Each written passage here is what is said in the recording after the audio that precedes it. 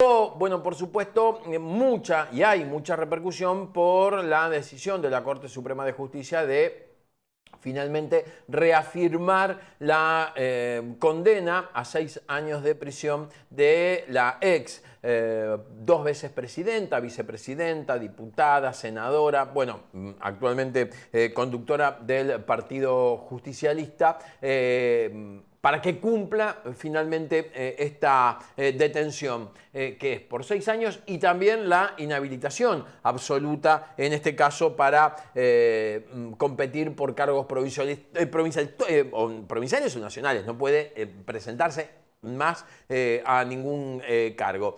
Esto quizás sea lo que más ruido haga dentro del ámbito político, más allá de una causa absolutamente plagada de irregularidades, una causa donde a Cristina concretamente el único que la nombra es el fiscal Luciani. Los implicados y los otros condenados en la causa vialidad, ninguno habló en referencia directa a Cristina Kirchner. Sí lo hace Luciani. Luciani, que dice, Cristina no podía no saber lo que hacían sus funcionarios. La misma justicia que dijo que Mauricio Macri no podía saber lo que hacían sus funcionarios al escuchar, por ejemplo, a los familiares del área San Juan. Digo, yo no sé si se llega a entender la magnitud de esta situación tan gravosa ocurrida en el día de ayer, ¿no? Digo, se puede decir la frutilla del postre de esta causa plagada, insisto, de irregularidades. No sé si la tengo a Silvana ya, a Silvana Varela, que en un segundito está entrando para poder charlar con nosotros y ponernos, ¿no?, desde el análisis certero, político, a lo que nos tiene acostumbrados, por supuesto, Silvana, conocer esta situación. Si quieren, chicos, mientras acomodamos a Silvana, les propongo que escuchemos lo que tiene que ver con una parte muy chiquita del discurso de Cristina ayer allí frente al edificio de la sede nacional del Partido Justicialista,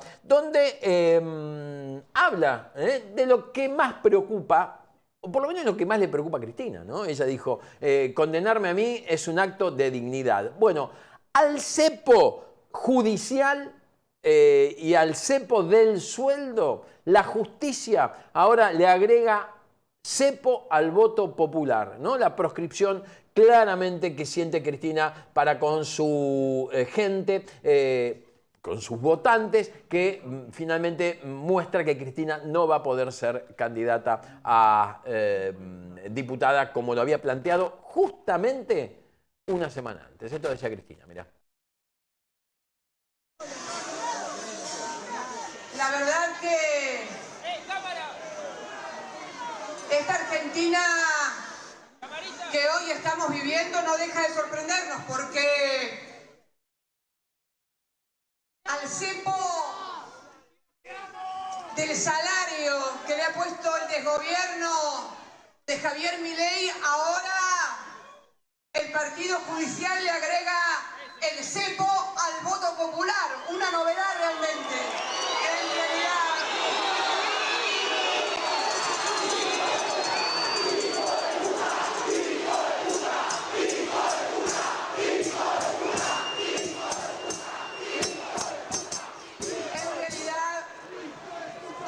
En realidad, este cepo al voto popular no lo pone este triunvirato de impresentables que no.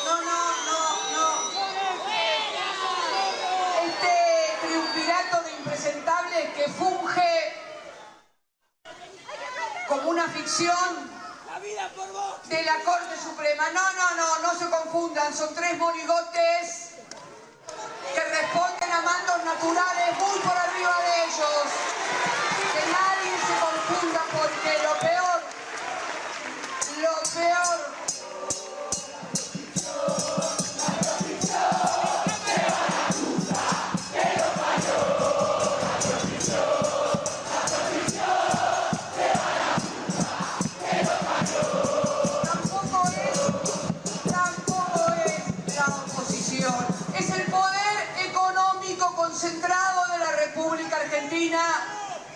queridos compañeros y compañeras, que dice que bajen el teléfono, che, que no se puede ver, sino, a ver, dale. Dejen ver a los compañeros. Es el poder económico concentrado, ese que cuando se produjo el intento de magnicidio aquel 1 de septiembre, a los pocos días tituló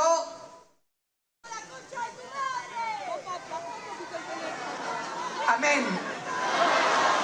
Amén.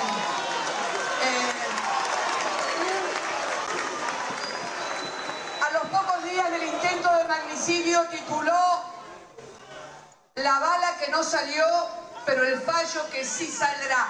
En tapa, más clarito, échale agua. Bueno, es la palabra, una de las frases que vamos a destacar a lo largo de esta mañana de Cristina ayer en la puerta del Partido Justicialista. Silvana, ¿cómo estás? Bienvenida, buen día. Buen día, ¿cómo estás? Bueno, obviamente entre sorprendidos y teniendo que un poco tratar de entender desde lo político, desde el análisis político, qué significa esta ratificación de condena ya plagada de irregularidades, ¿no? Digamos, donde un juez adelanta en un programa de televisión cuál va a ser el fallo final, cuando, como lo decía yo hace unos minutos, no hay por parte de ninguno de los testigos ni de los otros implicados el nombre directo de Cristina allí afectado a esta causa de vialidad. En fin, ¿qué es lo que se puede analizar desde la política? Es que me parece que el único análisis que resiste esta causa es exactamente desde la política, es decir, desde lo jurídico no resiste análisis. Estamos hablando de, digo, a mí me gusta siempre como bajarlo al llano y para que se entienda, ¿no? Porque si hablas de una causa con 200 fojas y con un montón de cuestiones en el fallo y demás, parece ser una cuestión muy técnica que además en la que intervinieron un montón de jueces. Entonces la respuesta en la calle siempre es, bueno, pero mirá, pasó 3 instancias, más de 10 jueces, entre unos, otros, Cámara, Casación, etcétera. A mí me parece que hay que explicarlo desde lo básico. Digo, esta es una causa que se inicia en Santa Cruz, que tiene que ver con el supuesto direccionamiento de la obra pública hacia Lázaro Báez, una empresa radicada en la zona sur y que dicen, bueno, le dieron 51 obras, ¿cómo puede ser que le hayan dado 51 obras? Bueno, vayan a ver cuántas obras le dieron a Calcaterra. Digo, vayan a ver cuántas obras le dieron a otras empresas que están radicadas en el norte. Después podemos discutir cómo se carteliza la obra pública, cómo se ponen de acuerdo entre ellos para decir, che, a mí déjame que yo gane esta licitación del sur porque tengo el obrador y la gente y la operativa logística me resulta más económica en el sur porque yo ya estoy radicado ahí y si querés yo presupuesto que cobro más caro para hacer esta del norte que te interesa hacer a vos, porque eso existe, también hay que decirlo, existe, se ponen de acuerdo y dicen yo me quedo con esta, vos te quedas con la otra porque así no, abaratamos costos y nos sirve a todos. Entonces se ponen de acuerdo, ¿cuánto vas a pasar en la licitación? 10, bueno, yo paso a 11 para que la ganes vos, o mirá que yo voy a pasar 10, pasa a 11 porque así esta me toca a mí. Digo, eso lo podemos discutir. ¿Por qué todas se dan en el mismo lugar? Por esto se dan en el mismo lugar, porque las empresas se ponen de acuerdo para poder tener sus costos operativos más bajos porque les resulta más barato hacer las obras en el lugar donde están radicadas o donde tienen su zona de influencia que ir a hacer una obra a Jujuy si son de Santa Cruz y viceversa. Entonces digo, esto no, viste, también hay que desmitificarlo porque si no parece que estamos hablando de, no, pero no te llama la atención que sean 51 obras en la zona sur. La verdad que no me llama la atención porque sé que la obra pública se maneja de esta manera y tengo infinidad de ejemplos para ponerles en otras obras públicas que no han pasado por el Ministerio de Obras Públicas, que tenían que ver con otras obras, y también se ponían de acuerdo a las empresas para decir, bueno, esta la hago yo, esta la hago yo. Subsanado eso, digo, lo otro que hay que decir es, en tal caso, una vez que se inició el proceso de licitación, la obra es firmada, en este caso, es asignada con fondos del gobierno nacional hacia la provincia, pasó por el Congreso, se aprobó esa obra y esos fondos en el Congreso, pero además, digo, si querés agregarle más datos en cuanto a cómo fue el expediente, bueno, el expediente llevaba la firma del ministro de Obras Públicas, llevaba la firma del jefe de gabinete de la Nación. Si vos decís que esto está mal, que está mal direccionado, que es corrupción, que todos se lo dieron al mismo. Bueno, me imagino que toda la cadena de funcionarios que intervienen en ese expediente tendrían que estar condenados. No, está condenada la expresidenta de la Nación, que es la única que no firma, que es la única a la que no le llega el expediente y es la única que no decide sobre esa licitación. No hay una sola firma de la presidenta ni de ningún presidente en ese tipo de obras. Sí intervienen los otros funcionarios. Los otros funcionarios fueron sobreseídos, fueron encontrados inocentes respecto de esta causa. Y la única funcionaria que no firma, que no tiene nada que ver con esta causa, porque digo, también viste cuando te dicen, no, pero se robaron todo, el famoso se robaron todo, chorearon, etcétera, etcétera. Bueno, habrá causas que uno puede o podría haber tenido duda de, y capaz que sí, capaz que sea así, capaz que hubo corrupción, capaz que de verdad en la causa Otesur, porque los hoteles, porque estaban a nombre de ellos, porque las habitaciones, no lo sé. Digo, quizás había como un poquito más de elemento de prueba para sospechar que podía haber una culpabilidad. Pero justamente en una causa donde no interviene la firma de Cristina Fernández de Kirchner en ningún momento, digo, claramente no, es un mamarracho jurídico. Es decir, muchachos, todos los que están estudiando abogacía, agarren los libros, quémenlos, salgan a la calle y pregúntenles a los tuiteros cómo tienen que defender de ahora en más a sus clientes, porque la verdad que todo lo que existía en materia jurídica no existe más. O sea, no existe más. Lo de ayer, digo, realmente estoy enojada porque lo de ayer es un atropello a la institucionalidad. No podemos permitirlo, no importa si es peronista, radical, mileísta, macrista, no importa. Esto es un atropello a la institucionalidad. Esto es cargo menor ser presidente. Esto es los poderes económicos concentrados de la Argentina, los dueños de la Argentina acaban de decidir quién puede ser candidato y quién no, quién tiene que ser castigado, quién tiene que ser ir en cana porque es ejemplificador para los demás, porque esto también es un mensaje hacia los demás. Ojo, ojo los que hoy gobiernan, ojo. Esto es un mensaje para todos, no es un mensaje solamente para Cristina Fernández de Kirchner o para el peronismo. Esto es un mensaje para absolutamente todos los que están hoy en una función pública. Porque si puede un juez que juega, digo, una causa que ya no había prosperado en la provincia de Santa Cruz, que después la vuelve a reiniciar con la idea de que había una asociación ilícita, la impulsa Elisa Carrió y la lleva a Comodoro Pi, donde la toma el juez Ercolini, el mismo que había dicho que no correspondía porque era de Santa Cruz, que tenía que investigarse.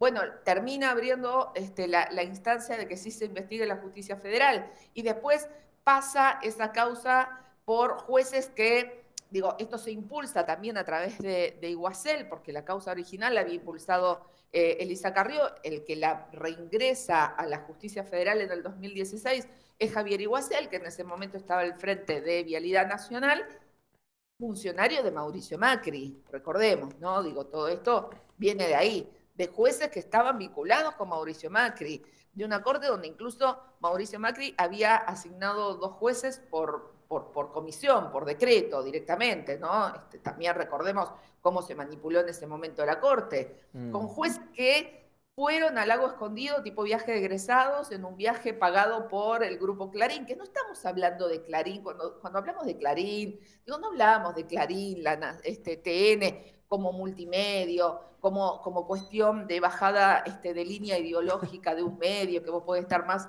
a favor de uno, más a favor del otro, tener el corazoncito con uno, con el otro, no ser imparcial, neutral. No, no, no. Estamos hablando del holding de empresas, porque lo que hace Clarín y TN y todo su grupo de medios en realidad es bajar línea política en función de sus intereses económicos como empresa, pero no como empresa de medios, como empresa del agro, como empresas vinculadas a los hidrocarburos, como empresas vinculadas a otros negocios donde les conviene o necesitan determinadas condiciones económicas en el país para que esos negocios prosperen. Digo, no nos equivoquemos, no es una cuestión ideológica. Cuando Clarín le sirvió a Néstor Kirchner firmándole la fusión entre Cablevisión y Multicanal, exacto, Néstor Kirchner era el mejor. Cuando Cristina Kirchner le complicó la vida en los negocios del agro a partir de la resolución. De las, sí, de la 125. 125, a partir de ahí pasó a ser enemigo número uno. Entonces, digo, bueno, hay un quiebre claramente, ¿no? En no, pero en la sí, política y en la ética. pero es un holding que ha crecido en los últimos 50 años de una manera exponencial, Sí. de una manera que en otros países, que tanto les gusta hablar de otros países y del primer mundo y qué sé yo, digo, en Estados Unidos no hubiesen podido crecer de esa manera, porque no se permite esa concentración de empresas, porque se convierten en un oligopolio en algunos sectores, en lugares del país donde solamente puedes elegir tener los medios que ofrecen ellos, el cable que ofrecen ellos, que deciden si vos estás o no estás en la grilla, vos canal Argentinísima, estás o no estás en la grilla según a ellos se les da la gana porque tampoco cumplen con las exigencias que en su momento tenía la ley de medios. Entonces, digo, digamos las cosas como son. Bueno, esos jueces que se fueron de viaje de egresados al Lago Escondido en una reunión donde el grupo Clarín le iba a bajar línea, formaron parte de esta causa. Los jueces que jugaban al fútbol en la quinta Los Abrojos, la quinta de Macri, la quinta de Macri, de la familia de Mauricio Macri que vivió ahí adentro. Esa quinta, jugaban al fútbol los jueces que después decidían e iban con la botellita con ya dando a entender cómo pensaban. Digo, esos jueces son los que después uno tiene que decir, no, bueno, pero lo decidió la justicia. Entonces, si lo decidió la justicia, está todo bien, ¿no? La verdad que esta causa, podían haber elegido otra causa y podríamos decir, y bueno, lo decidió la justicia. Qué sé yo, quizás tenga pruebas. Y nos hubiese quedado la sensación de que podía ser de esa manera. Con esta causa no hay ninguna duda de que es imposible que esto sea jurídicamente sostenible. Esto es un mamarracho jurídico y lo que hicieron ayer fue convalidar la falta de un Estado de Derecho en la República Argentina. Para mí esto es muy grave y tendrían que pronunciarse de la misma manera. Todos piensen como piensen. Que creo que ayer hemos visto dirigentes opositores al peronismo, digo, no solo de la izquierda, sino que he escuchado dirigentes del radicalismo y de partidos más de derecha que decían, hemos enfrentado a Cristina Kirchner, opinamos diametralmente opuesto, pero esto es una barbaridad jurídica. Y es una barbaridad jurídica. La verdad que no resiste análisis que no sea político. Y el análisis político es, había que aleccionar, había que sacar a Cristina Kirchner de la cancha, no porque molestara que ya fuese a ser candidata, o sea, a ver, entendamos que también como candidata en la tercera sección electoral, una sección que históricamente el peronismo siempre ganó, que no iba a perder, obviamente porque estuviese Cristina Kirchner, sino todo lo contrario, que seguramente iba a sostener mínimamente ese 20% de diferencia que suele tener el peronismo en la tercera sección electoral. Digo, punto más, punto menos, la verdad que no iba a haber sorpresa. O sea, una candidatura a la legislatura de la provincia de Buenos Aires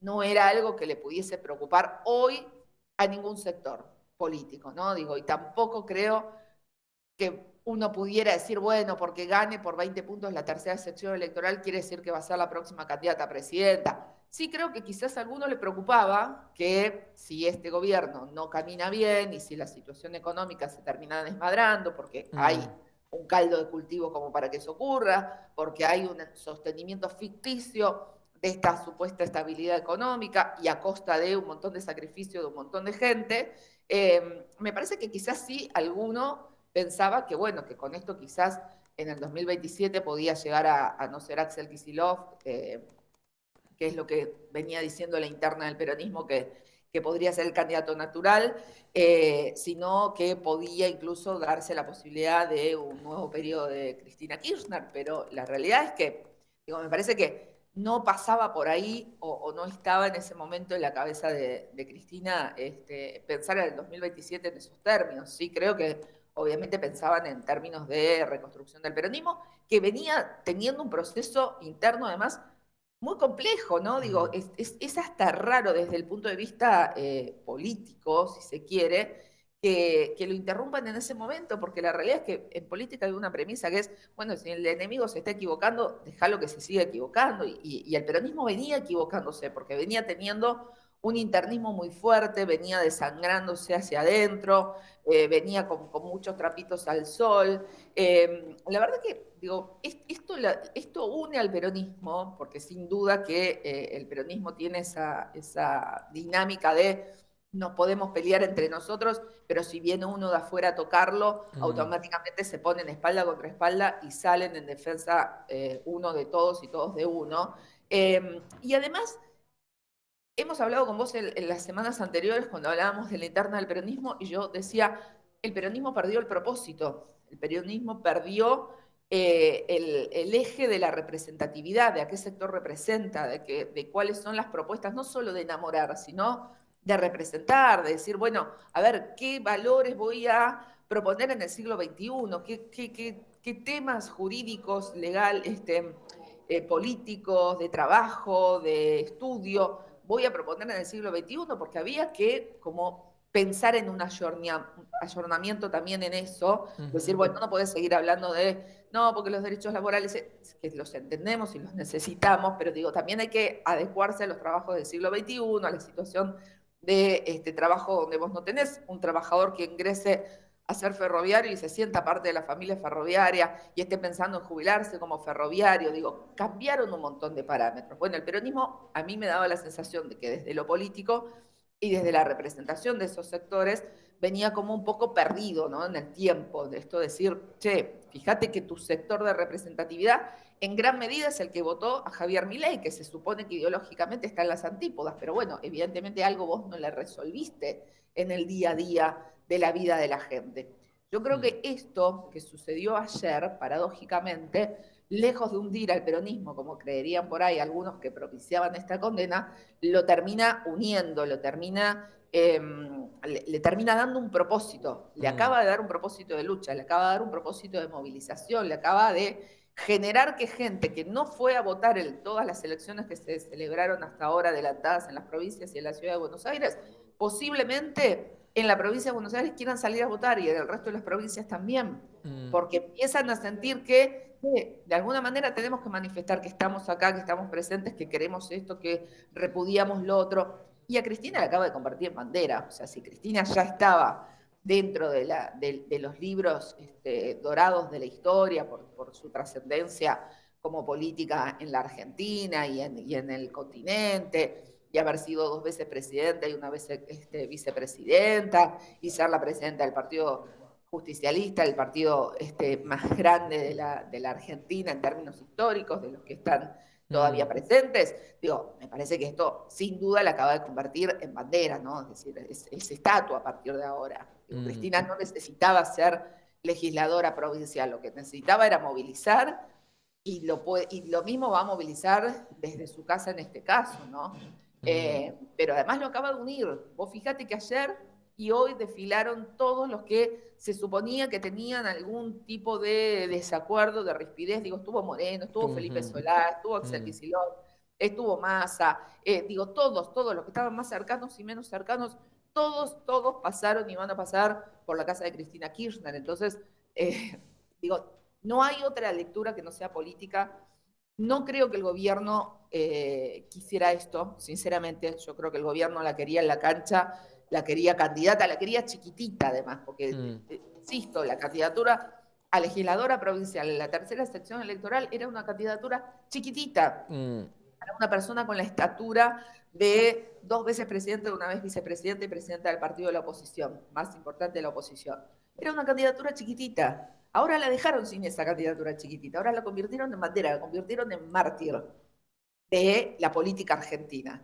Pero más allá del peronismo o el antiperonismo, digo, a mí lo que me parece que esto sienta un precedente gravísimo, gravísimo para la institucionalidad argentina, porque no hay división de poderes y porque te demuestra que el poder económico real de la República Argentina, los dueños, los que estuvieron el otro día en el CHAM, los que de verdad manejan toda la torta de lo económico en la Argentina, son los que terminan manejando la justicia. Y que la justicia no es proba y límpida y fantástica como algunos quieren hacer creer, que deberían someterse también a ser juzgados y revalidados por el voto popular, como sucede en otros países, tanto que les gusta hablar de otros países. Digo, hablemos de otros países, hablemos de cómo es la justicia en Estados Unidos, que los fiscales se eligen por voto, que los jueces tienen que revalidar sus cargos, que no son a perpetuidad.